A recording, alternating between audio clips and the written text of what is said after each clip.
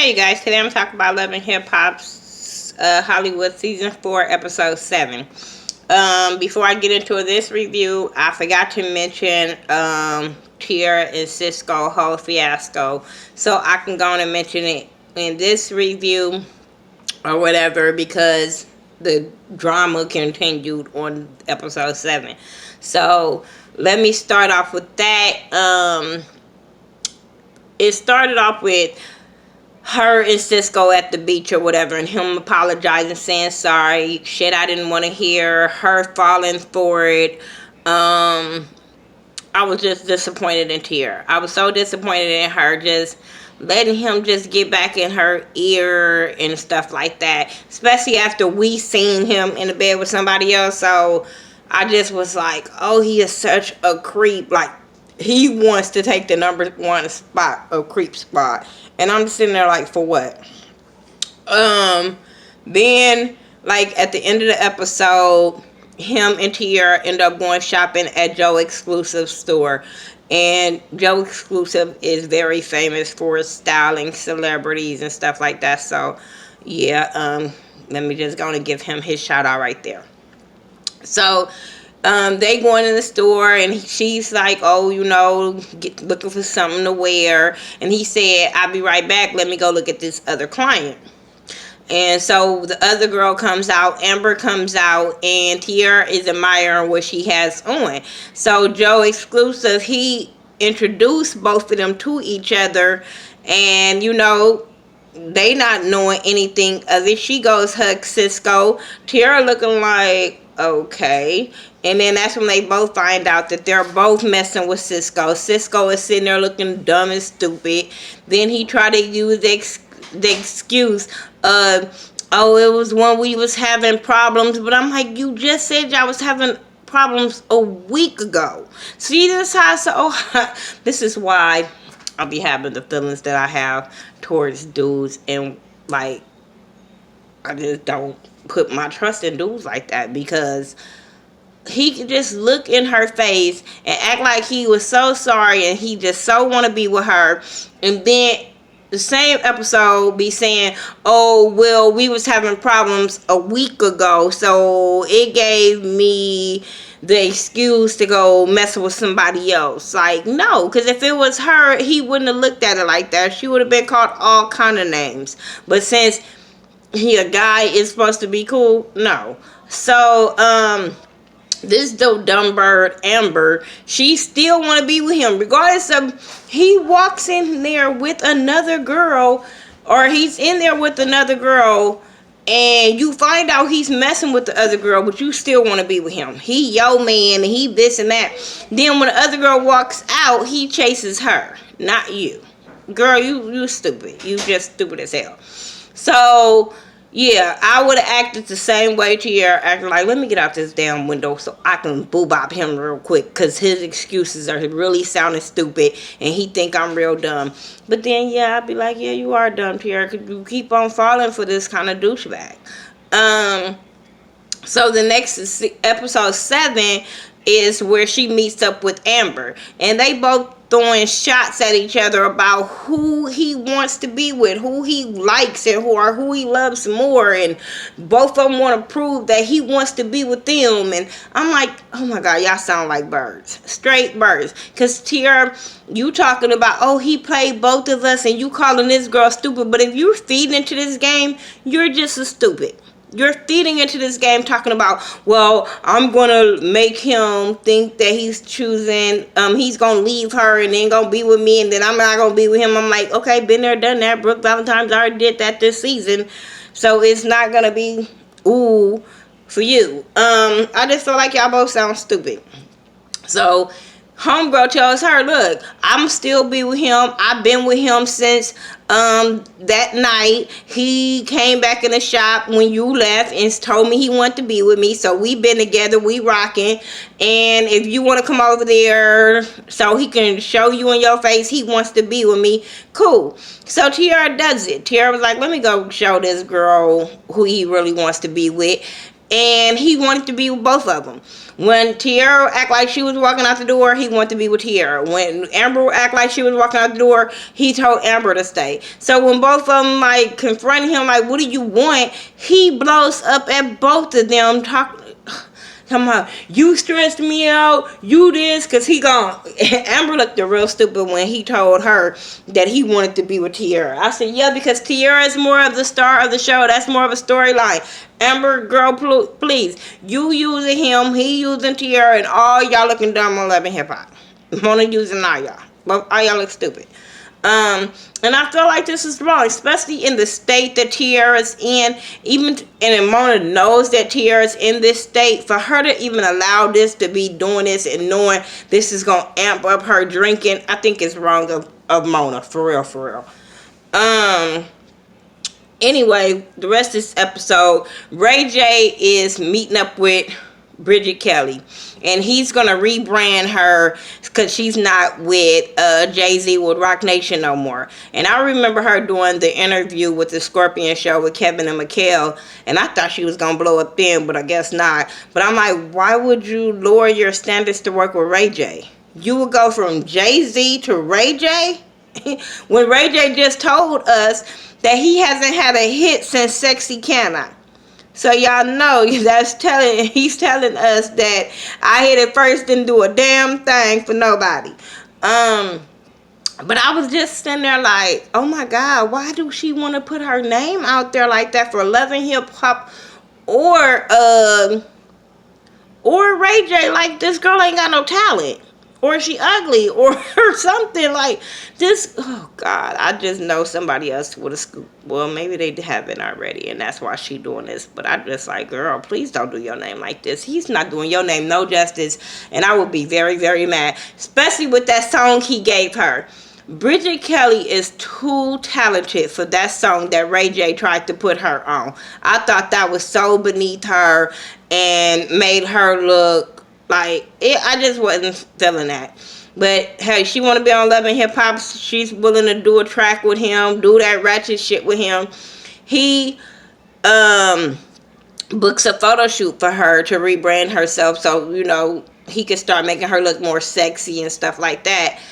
And when he does that, he's talking to A1 about it. He's talking to A1 and letting A1 know about how he booked her a thing and how he's rebranding her. But he's also talking to A1 about Princess and how he's been avoiding Princess, but he slipped up and jacked off on the couch. But he's been avoiding her because his sperm count is low, and at this time right now, she's fertile to try to have a baby, and he's not going to be able to make a baby, and he ain't told her about the sperm. So it is what it is. So she walks in there with this old Victoria's Secret Angels outfit on. I don't know, trying to make him want to have sex with her in a studio. She didn't even give a shit that A1 was sitting there. And I'm sitting there like, okay, if you don't have no respect for him or yourself, or at least have respect for his wife, that you was willing to still try to say, well, regardless if it was for show or to get him to leave, he was still sitting there. And for her to try to take that cape off, like, okay, I'm going to get it where I can because I'm ovulating, and knowing this man haven't walked out the room yet, to me was disrespectful, not only to Princess, Ray J, and Lyrica. Like, come on. So he tells her that he gonna have sex with her tomorrow. I'm sitting there like, what dude does this? What dude say, you know what, I don't want to have sex today. We gonna have sex tomorrow, okay? Girl, Ray J, stop that bullshit. So Ray J tells her that he got the room booked for her, but it's the same time that and place that he has for old girl. So even after Princess leave, A1 tells him, like, that's not a good idea. Like, that's not a good idea, first of all, to be lying to your wife. But to be trying to overbook that, he gonna say, well, I just have to cut it short. I'm like, you sound stupid. So he ended up booking the room for Princess, taking her to this hotel, making her think that she's gonna be wined and dined and rubbed on, and then gonna say, but wait a minute, I'm setting everything up. She walks in there, first of all, it's a gang of camera crew, it's set up like it's a photo shoot, and they gonna say, well, I gotta do this photo shoot real quick. So she got mad, like, you about to make me mad. And that's when Bridget Kelly walked in and Princess walks out, and I'm sitting there like, how many times, Princess, is he gonna make you look stupid? How many seasons after seasons he's gonna make you look stupid, and you're gonna keep on being with him, and you're gonna keep on saying, because I love Ray J, and that's just Ray J. No, every season he makes you look dumb. Like, he and not care about your feelings. That's my whole thing. That's why I say he makes her look dumb, because he never cares about her feelings, and he just does things. And we can't blame that on a young ass Ray J when Ray J is over 30. So I feel like that's blatantly disrespect when you don't care about your wife's feelings. She's not just your girlfriend anymore. She's your wife. And for you not to tell her, it's not even about him working with Bridget Kelly. It's about the way he did that whole photo shoot thing. And then gonna try to make it up by taking her to the beach and just blurting, oh, I got low sperm count. But you did all of this on national TV. But you bring me to a beach and just blurt, oh, I got a low sperm count. And then try to play it off like, oh, that's hard for a man to do, but you did it on national TV for the world to see it, so it wasn't that fucking hard. So I'm not giving him no excuse of, oh, that's hard to tell your wife, or he didn't know how to tell her, so he blurted it out. No. Either she was in on this stupid storyline, or like he just was disrespectful and just cares nothing about her feelings. So yeah, he tells her the truth or whatever, and she forgives him and say, oh, you love me, to go check yourself out, which is true. Yeah, you know, that was cool that he went and checked himself out. I think that it was something educational and informational should have been out there to the world, that is nothing wrong with going to get yourself checked as a man, but I just feel like he went about it really childish. Moniece and Masika in this podcast was petty as hell. Y'all know me. I am a fan. I like me some Moniece and Masika, especially them together and stuff like that. And I feel like a lot of times they get a bad rep when everybody else act like they holier than thou but do whole shit like they said. I'm just saying. But that podcast was petty. That podcast was very petty, especially when, Masika, you're not about that life to fight. You're not about that life to confront people that has ran, just looking for you. You ain't went to confront your demons or your problems. Don't get on the podcast and start bashing the girl, and then when a girl come looking for you, you don't want to be found. You don't want no screen time, but you want to get on the screen and talk about her. I didn't respect her for that. That whole thing with Miss Moniece talking about AD's best friend Tiffany, I thought that was out of line, because you disrespecting your girlfriend. Regardless of how you feel about this girl, how this girl is coming at you and feel about you, for her to get on podcast, I felt like that was disrespect to her girlfriend. But they end up going and meeting up because AD end up talking to Fizz about that bullshit, but they end up meeting up, and then they throwing jabs at each other, and I'm sitting there like feeling sorry for AD, because I'm sitting there like, AD, you're letting this go on too long. This is going on too long that it shouldn't even be happening.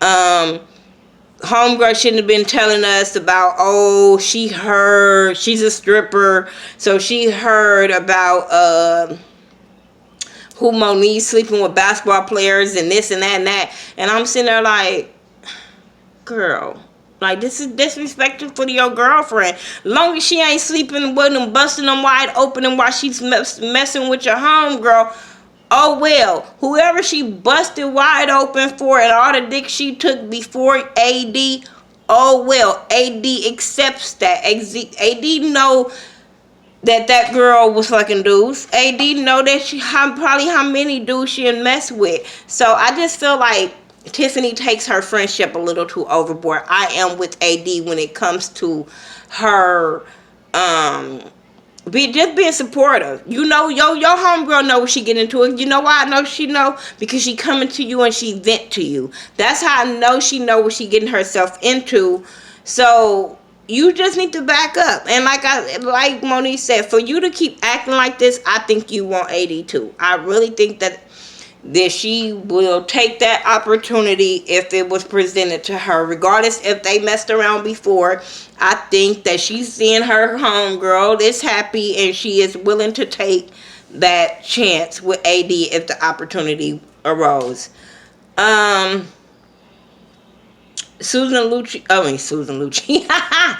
She looked better than this fool. Solo Gremlin. He apologizes to Alexis, and Alexis fought for it, but she don't get back with him. You know what I'm saying? She just, oh, don't hug me, don't touch me, don't do this. I'm like, girl, if you didn't want him to touch you, you wouldn't have had your back to him. You would have been standing up. Y'all wouldn't have been meeting on the beach. Girl, boo.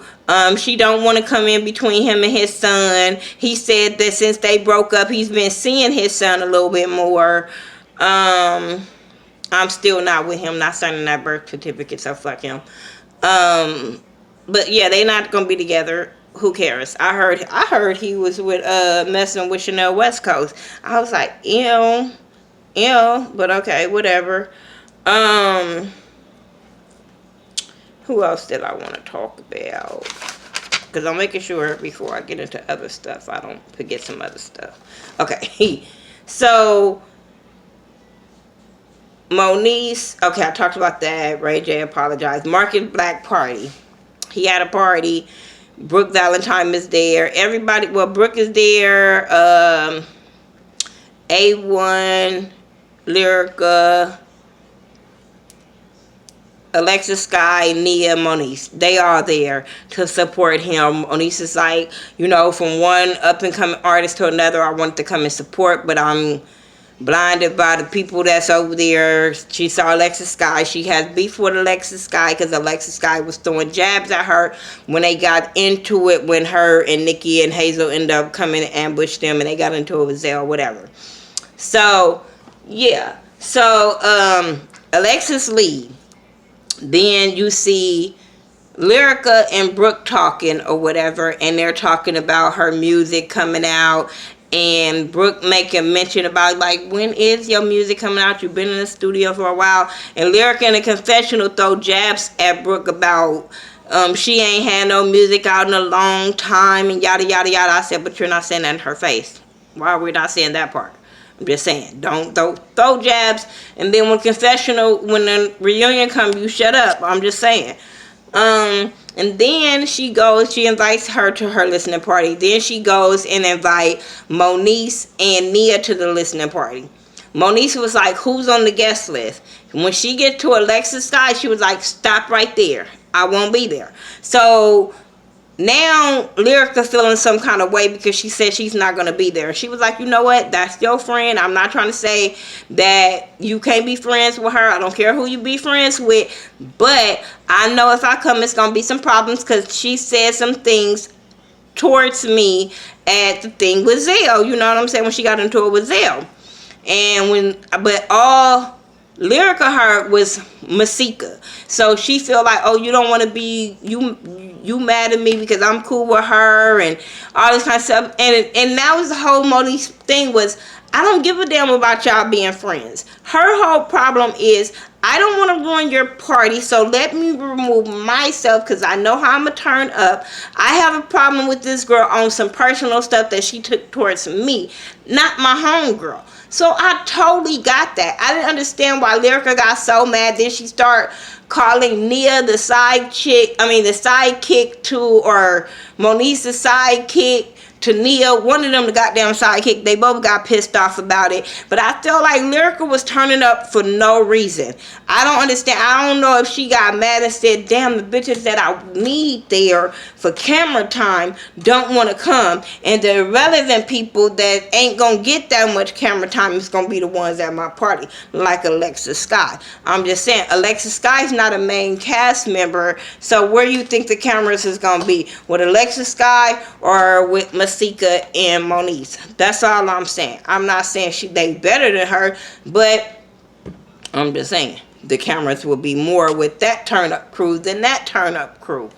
But yeah, I just feel like Lyrica was out of line. Then Lyrica goes and tell Hazel and Alexis about the problem, and then gonna try to make it seem like Moniece has a problem with her because of Alexis and her is cool. And that's not what Moniece said whatsoever. And I was just like, wow. I always go back to the reunion. Like, how do you explain yourself at the reunion when it's on camera, what you said, how you said it, stuff like that, and you went and flipped it and turned it. Now you making it feel like they're jealous of this girl, making this girl head bigger than what it is. And I'm sitting there like, girl, it wasn't that goddamn serious. That's not what she was mad at you about. Nobody gives a damn about clicking up because, you know, yes, Moniece said her loyalty is more with Masika or whatever, but that wasn't her beef. That wasn't her problem. So I just felt like Lyrica was being really, really messy and turning up for no damn reason. What else happened? That was it. That was basically it. Because I already talked about Tiara and them confront old doo-doo head. And it was just, the episode was stupid. The episode was basically boring. Both episodes, episode 6 and 7, but I watched them anyway. Y'all tell me what y'all thought about them. If I missed some shit, I'm tired. I've been so busy watching CNN, and my prayers, like I said, goes out to everybody that's affected by the Hurricane Harvey, whether you live in Houston, Texas, you know somebody live out there, you ain't heard from them. All of this stuff is crazy, it's scary. And my prayers just really go out to everybody. I hope this water just stop, give them a break, because they need it. Yeah, I'll talk to you guys on the next video. I do have a couple of announcements coming up soon, so be on the lookout for those. But yeah. Oh, and my ballers, not ballers. Yeah, baller wives, I'm gonna have them up this week. And also for my signed episode 5, that will be up tomorrow. But I'll talk to y'all in the next video. Peace.